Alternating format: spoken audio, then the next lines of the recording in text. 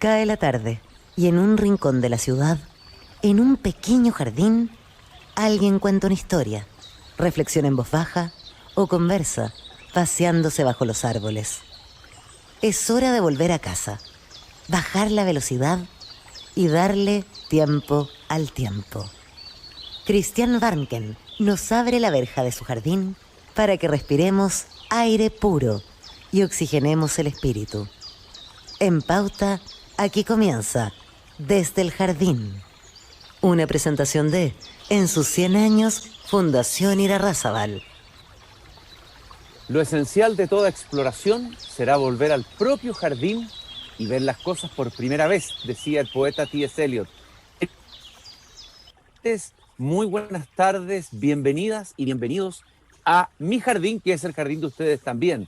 Estoy abriendo la verja de madera de mi jardín puntualmente, se escucha por ahí lejos el sonido de las bandurrias y los queltehues exiliados en este sector precordillerano de la megápolis central. Y yo me dispongo a cruzar, como todos los días lunes, desde mi jardín al patio de la escuela. Empiezo ya a sentir el sonido de los niños, el sonido de las campanas, la vibración de la escuela que hace emocionarse a mi alma de profesor, porque ustedes saben que yo soy, antes que nada, y he sido siempre profesor. Y aquí voy, caminando entre niños, y siempre que llego a esta escuela, la veo a ella. No solo la veo, también la escucho. Es Gabriela Mistral. Muchas de las cosas que hemos menester tienen espera, el niño no. Él está haciendo ahora mismo sus huesos, criando su sangre y ensayando sus sentidos. A él no se le puede responder mañana, él se llama ahora. Y como ustedes saben, siempre escojo un fragmento de la prosa pedagógica de Gabriela Mistral, que pueden encontrarla en distintas ediciones. Una de ellas, La pasión de enseñar, pensamiento pedagógico, editado por la editorial de la Universidad de Valparaíso. Y hay un artículo publicado por Gabriela Mistral en el año 1922 en el Repertorio Americano sobre su experiencia en la escuela granja en México. Recordemos que Gabriela Mistral fue invitada por el ministro de Educación de México, un poeta, José María Vasconcelos, que la invitó a ser parte fundamental de esa reforma. Y ella llega a una escuela granja en México, una escuela granja en un sector rural, y va contando sus impresiones que voy a compartir con ustedes. Empiezo a dar mis impresiones de la enseñanza en México con la más pobre de todas las escuelas, con la que encontré más desnuda en mi primera visita y a la que he visto crecer bajo mis ojos en 2 meses por una de esas maravillas que solo hace el espíritu, que no podrá hacer nunca sino el espíritu. Y va contando cómo atraviesa la ciudad, se mete en los arrabales y entra en esta escuela y se pregunta a sí misma, ¿para qué traerán a ver un colegio tan pobre a una extranjera? Y dice que es un pensamiento mezquino, pero dice que ese pensamiento maligno desapareció en cuanto llegué al primer patio. Una multitud de niños desarrapados hacía labores de huerto, regaban, removían la tierra, desmalezaban entre un rumor jubiloso de colmena de octubre. Fui acercándome desorientada primero. 1 hora después, mi estado de alma era un respeto y un fervor religioso por lo que estaban haciendo. Tenía delante de mí, realizada en la tierra mexicana, la escuela que soñó Tolstoy y que ha hecho Tagore en la India, la racional escuela primaria agrícola que debía formar al 80% de los colegios de nuestros países. Sueño mío desde hace 15 años, dice Gabriela Mistral. El maestro que me guiaba iba para allá apoyándose en su azadón. Le pregunté de qué escuela normal tenía título para rastrear la fuente de su espíritu extraordinario por su sentido práctico. Estas son las primeras palabras, las primeras impresiones, un artículo muy largo y muy hermoso, en que va contando todas las maravillas, todos los milagros que suceden en una escuela agrícola, en una escuela granja, como muchas que se multiplicaron en México después de la reforma pedagógica. Una escuela que vuelve a ligarse con la tierra, y ustedes saben que Gabriela Mistral había dicho alguna vez, en el principio era la tierra, esa tierra de la que nos hemos desvinculado, de la que nuestra educación se ha desvinculado. Pero hoy voy a sentarme aquí en el patio de la escuela a conversar con una maestra, con una profesora de historia que ha hecho un trabajo muy interesante en una comunidad educativa en la región de los lagos, en el colegio Quilacawin. Ella es profesora de historia, pero también de lengua y literatura indígena. Y quiero saludarla afectuosamente, darle la bienvenida a Desde el Jardín, Carolina Sandoval. Carolina, qué gusto de tenerte aquí y conversar contigo esta tarde. Mari Pulamuen, muy contenta de estar aquí en esta escuela, en este Sí, jardín de esta escuela.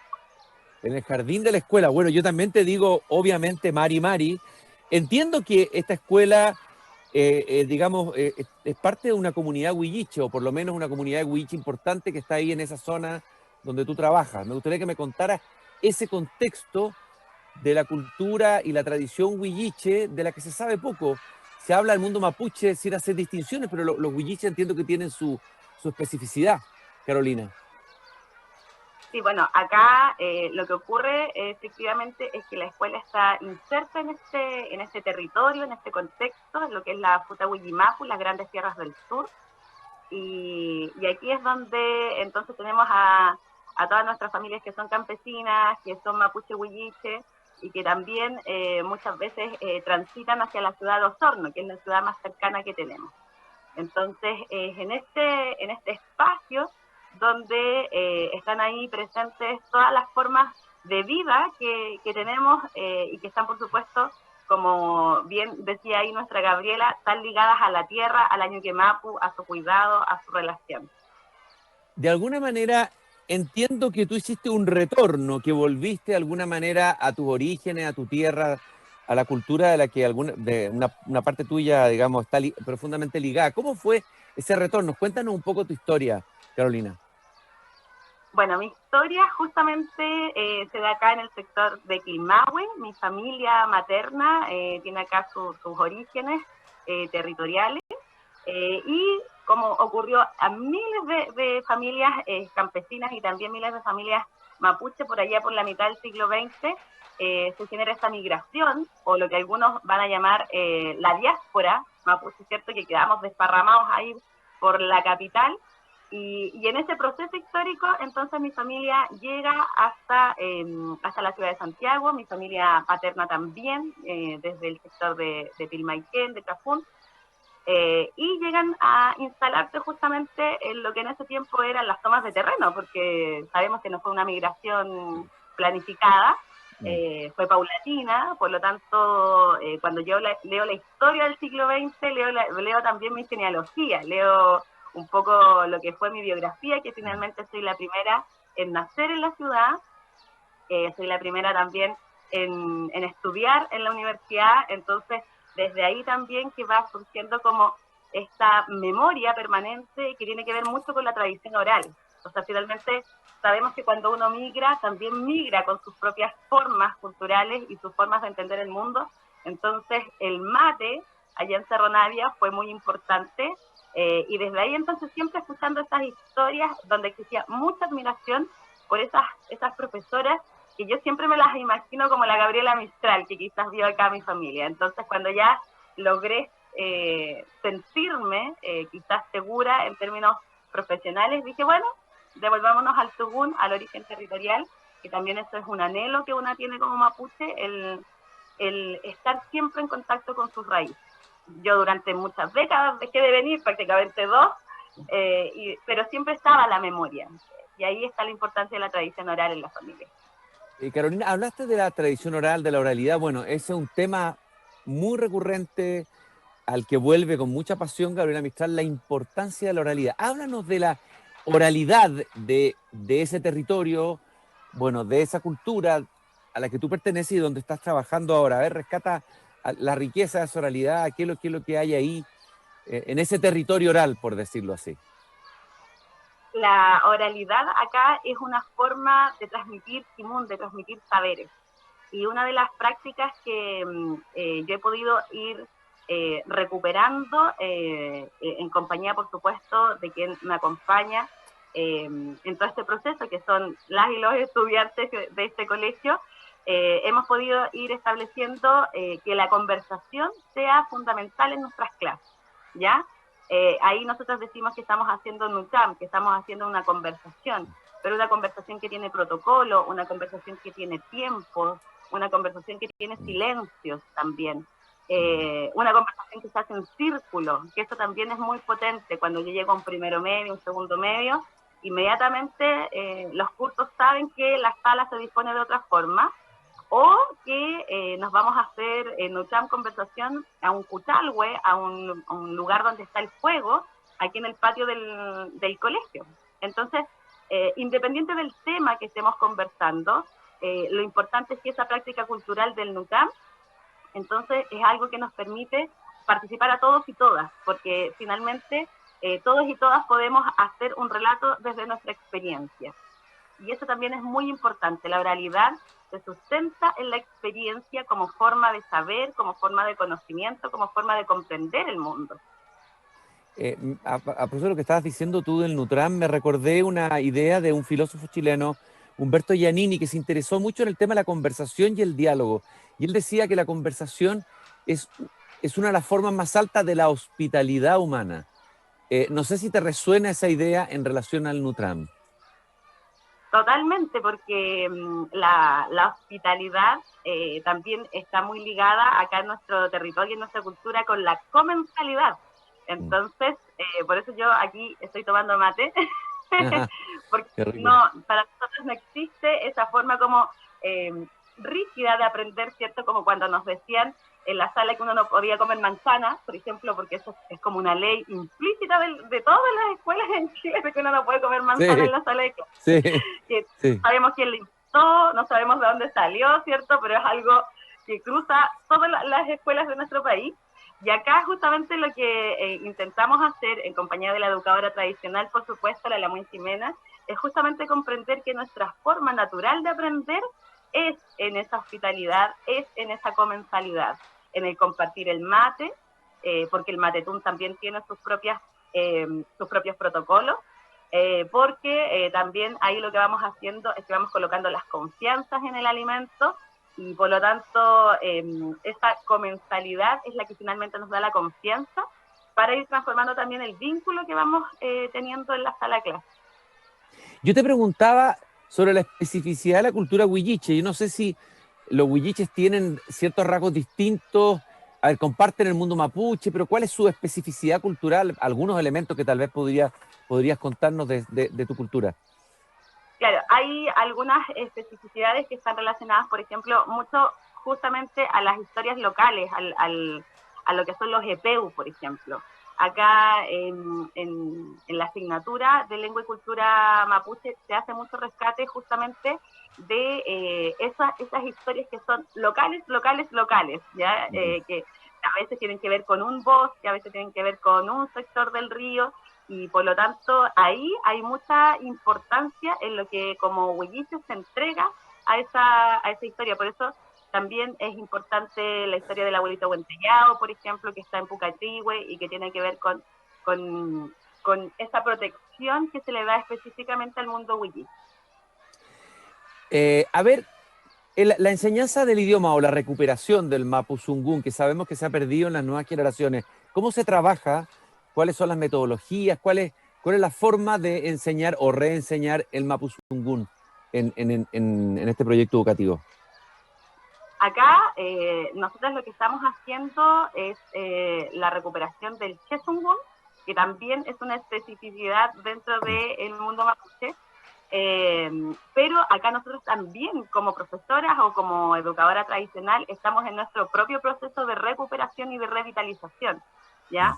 Porque efectivamente la lengua es algo que estuvo perdido y que por lo tanto acá tenemos algunas personas en el territorio que la conservan, y es parte como de nuestra labor ir pudiendo hacer ese rescate, ¿ya? Y la forma en la que la estamos entregando tiene que ver mucho con el juego. Ahí nosotros también volvemos como a esta idea de que mientras más natural sea la forma de aprender, los procesos van a ser también más intensos. Entonces, ocupamos mucho el Aucantún, que son diferentes formas de jugar o los principios que pueden encontrarse en los diferentes juegos que nosotros practicamos con las y los niños. Y ahí entonces vamos instalando algunas palabras, vamos instalando como algunos elementos que nos permitan ordenar principalmente en torno a grandes ejes, esta forma de realidad o esta forma de comprender el mundo nuevamente. ¿Y cómo es la reacción de los niños? ¿Cómo reciben ellos la enseñanza de este idioma? ¿Como algo extraño o como si estuvieran recuperando a lo mejor en la memoria de la sangre algo que estaba muy adentro de ellos mismos? ¿Cómo lo has visto tú? Yo insisto, y que algo que hemos podido como sintetizar muy bien acá es esta idea de naturalizar el aprendizaje, ¿ya? Entonces, al hacerlo desde el juego, al hacerlo desde el mate, al hacerlo desde ese espacio que es súper común para ellos y para ellas, como por ejemplo el tostar harina, ¿ya? Entonces, finalmente, son ellos y ellas las que pueden ir aportando también, y eso es lo interesante, es que finalmente una les pone la experiencia de aprendizaje, pero ellos y ellas como estudiantes tienen tanto común porque lo han recibido desde sus casas, que van floreciendo y van apareciendo y se van transformando como protagonistas finalmente de la clase. Hablábamos de la tierra al comienzo, Carolina. Lo que decía Gabriela Mistral, en el principio de la tierra, el rescate que ella hace del trabajo con la tierra, incluso lo describe más adelante en el artículo como cada niño tenía ciertos saberes que no tienen los niños de la ciudad, como el profesor también tiene esos saberes y los protege y los cuida. A ver, hablemos un poco, eso está incorporado en el currículum, está de alguna manera en una localidad rural, es decir, me imagino que el contacto con la tierra, los saberes prácticos sobre la tierra son importantes. ¿Cómo está eso incorporado en el proyecto educativo, en el trabajo educativo? Sí, bueno, acá el colegio efectivamente tiene su especialidad técnico agrícola, por lo tanto las y los estudiantes tercero, cuarto medio, ellos trabajan acá sembrando, cosechando, y en las otras áreas lo que se intenta hacer justamente es ir haciendo una adecuación curricular, o lo que nosotros estamos diciendo como un currículum más situado, ¿ya? Si bien nosotras, o sea, pertenecemos y estamos bajo este marco normativo, también creemos profundamente que tenemos la capacidad, la inteligencia, la posibilidad de ir transformando ese currículum, que muchas veces es lo que nos falta a los profes también, atrevernos como a decir, por aquí saco, por aquí pongo, ¿cierto? Esto lo puedo hacer más intenso, o a lo mejor esto no es tan necesario en este momento, y desde ahí entonces esta posibilidad de ir haciendo este contacto con el cuidado de la naturaleza, o específicamente del bosque nativo, que es un espacio que nosotros hemos podido incluir muchísimo como una sala más de nuestro colegio. También existen protocolos de entrada, también existen formas de relacionarse con ese bosque nativo, y por lo tanto ahí vamos también haciendo esta recuperación de esta relación con la tierra, y por eso hemos estado recuperando esta palabra que es el cumemoñén, este concepto, este principio que nos va ordenando en nuestro buen vivir. Oye, Carolina, eso me interesa mucho, digamos, el bosque chileno, la selva fría como sala de clases, como templo, porque también es un lugar sagrado, ¿no? Me recuerdo los versos de Licura Chihuahilaf cuando habla, dice, ebrio de azul, vago por la taberna sagrada, lo llama la taberna sagrada al bosque, por los olores que embriagan, etc. Ay, cuéntame qué hacen, por ejemplo, en una experiencia que me parece que puede ser fantástica y replicable. ¿Qué se puede hacer adentro de un bosque? ¿Cómo convertir un bosque en una sala de clase, por decirlo así? Bueno, antes de entrar al bosque pasa algo muy importante y que tiene que ver con el pedir permiso. Nosotras lo que tratamos de enseñar acá cuando hablamos del cumemoñén del buen vivir es justamente la posibilidad de comprender que estamos en este mundo y que es necesario mantener esos equilibrios.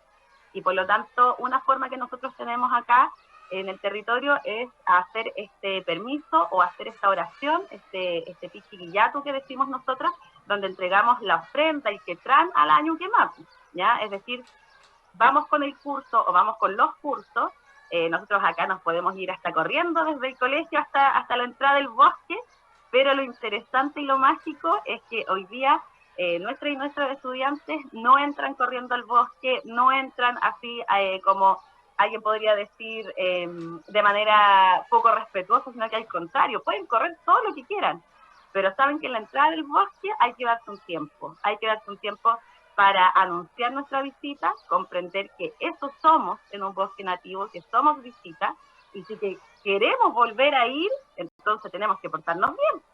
Entonces, Claro, y ese portarse bien implica cuestiones súper importantes, como por ejemplo que nuestras y nuestros chiquillos no tocan nada, es decir, nadie se viene con una hojita, nadie se trae esta piedrecita porque me gustó, no, porque entendemos que vamos de visita a esta sala de clase y que luego vamos a volver y que lo vamos a hacer con el mismo cuidado y con el mismo respeto. un espacio sagrado y hay un límite, ¿no es cierto?, entre lo profano y lo sagrado, y eso es importante educarlo desde niño, ¿no?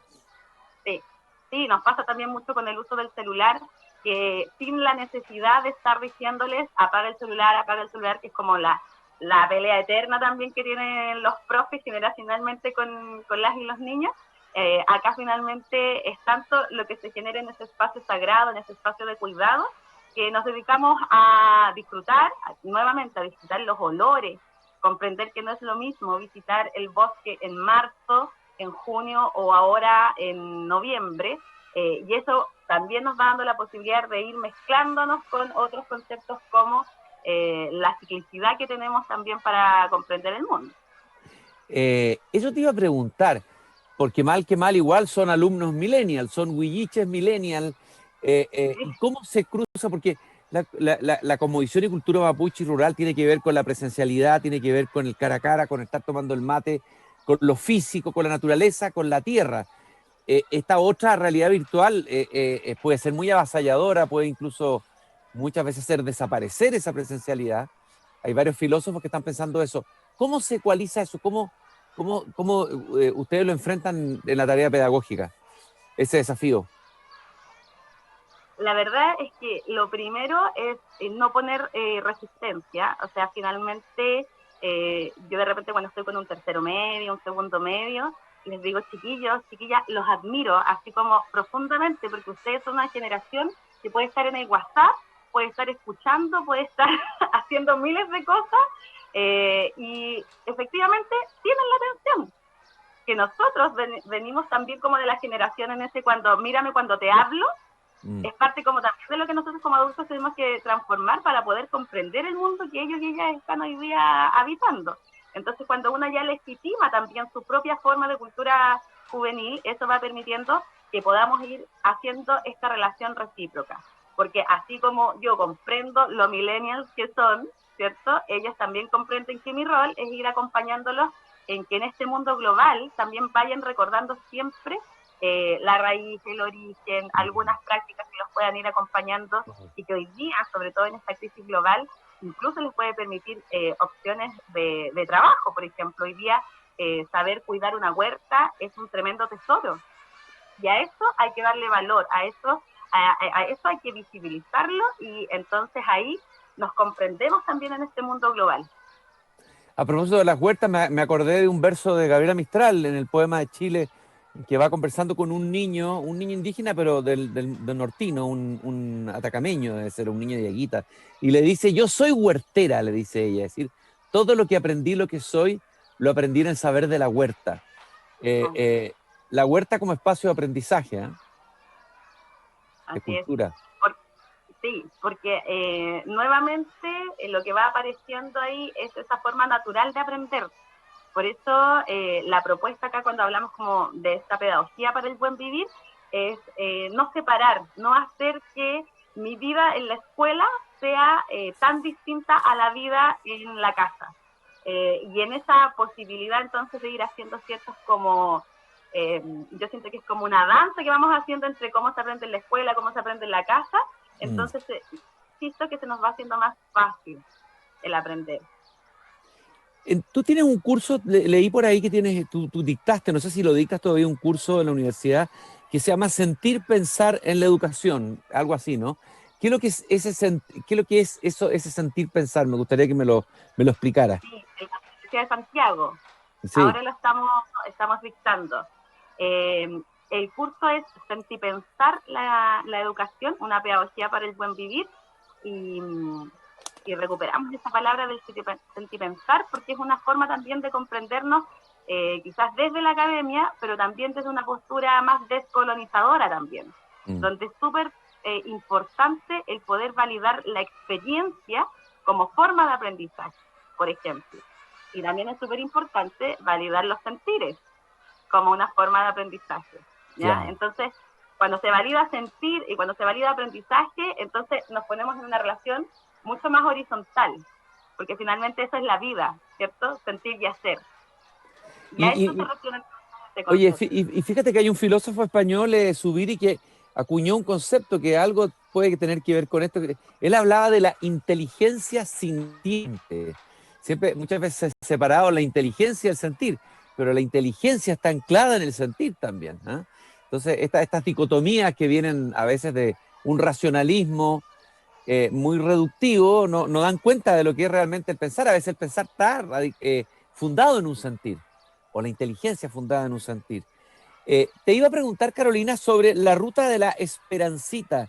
¿Qué es ese proyecto? Entiendo que tiene que ver con la pandemia, y me interesa mucho tu experiencia como educadora con la pandemia reciente, que me imagino que tiene que haberlos afectado. No sé cómo los afectó específicamente a ustedes. Afectó muchísimo en términos de que existía un discurso instalado de que esto del Zoom y de las teleclases había sido la forma en que todos los colegios habían resuelto el problema de la pandemia. Sin embargo, acá en este territorio, así como en otros, nosotros tenemos graves problemas de conectividad. Por lo tanto, el colegio tuvo que optar por un modo asincrónico, ¿ya? Y eso significa que en ese modo asincrónico lo que se hacía era salir a repartir guías, ya en un segundo semestre, porque el primer semestre fue más bien caótico y como de mucho temor, como ocurrió en muchos lugares, y por lo tanto había, en mi caso, cierta desesperación por mantener el vínculo, ¿ya? Cuando nosotros comprendemos que la escuela es también una comunidad, entonces más allá a veces incluso como del objetivo de aprendizaje, la desesperación un poco pasaba porque, bueno, ¿cómo nos contactamos? ¿Cómo nos sostenemos? ¿Cómo nos sentimos parte de una comunidad que en este momento está sin contacto? Y ahí fue donde aparece esta historia de Esperancita Huerta, que es un títere, que es una reportera, que comienza a visitar a las y los estudiantes en sus casas, porque también era muy valioso decir, bueno, efectivamente no estamos en este modelo sincrónico, pero eso no significa que nuestras y nuestros niños en el campo no estén aprendiendo. Ahí había que hacer como una especie de diferencia entre la escolarización y la educación, así como, es cierto, no estamos ligados en este momento en torno a la pizarra y la escuela, pero en sus casas están recuperando un montón de saberes porque ahora están teniendo el tiempo para poder hacer lo que sus abuelos, sus familias, ¿cierto?, les pueden enseñar cotidianamente. Y ahí aparece mucho la huerta como un espacio donde las y los niños estuvieron trabajando sin las ganas como de romantizar lo que eso significa, y también el cuidado de los animales, por ejemplo, y eso era muy importante visibilizarlo, porque eso también tiene mucho que ver con la autoestima y la motivación escolar, cuando se validan esas prácticas que yo hago en mi casa. Carolina, te quiero agradecer este paseo por mi jardín. También tú nos has abierto tus puertas, aunque sea por vía remota digitalmente, pero hemos sentido que viene la energía, el Nehuen, ¿no? Que viene el Nehuen de tu comunidad, sale a través de la pantalla y la traspasa. Carolina Sandoval, profesora de Historia, Lengua y Literatura Indígena del Colegio Quilacagüín, en la región de Los Lagos. Celebramos esta hermosa y significativa experiencia pedagógica que ojalá se replique en otras partes del país. Entiendo que fuiste seleccionada en el Global Prize Teacher, ¿no? Teacher Prize, sí, ¿no? Entre las maestras. Sí. Bueno, muchas felicitaciones por eso. De la pedagogía para el buen vivir. Como profesora de historia, yo acá acompaño a la educadora tradicional. Ella es quien está encargada del área de la lengua y la cultura, y yo voy haciendo como la parte didáctica. Así que con esa propuesta, entonces estuvimos ahí en la final del Global Teacher. Muchas felicitaciones por eso y un abrazo y un saludo afectuoso desde mi jardín a ese jardín en Quilacagüín, ese jardín grande, esa comunidad de Quilacagüín. Gracias, Carolina. Un gusto. Gracias. Encantado. Mari Mari. Mari Mari también podemos decir, ¿no? Nosotros cerramos. ¿Cómo se despide uno en realidad? No se despide Mari Mari, ¿no? No, ese es el saludo. ¿Cuál sería la despedida? ¿O hay varias formas de despedida? Sí, acá se dice hasta canqui. Hasta canqui. ¿Qué significa? ¿Qué significa? Hasta el otro día. Hasta el otro día, hasta canqui. Entonces yo les digo a todas y todos mis queridos y queridas radiovidentes, hasta acá, hasta mañana aquí Desde el Jardín, cuando vuelva a abrir la verja de madera de este pequeño jardín radial. Escúchenos en Spotify, pauta.cl y también a través de Radio Pauta. Hasta mañana.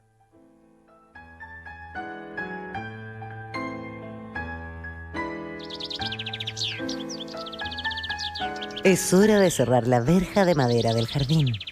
Pero Christian Warnken la volverá a abrir todos los días de lunes a viernes a las 20 horas en Radio Pauta, cuando comience de nuevo Desde el Jardín.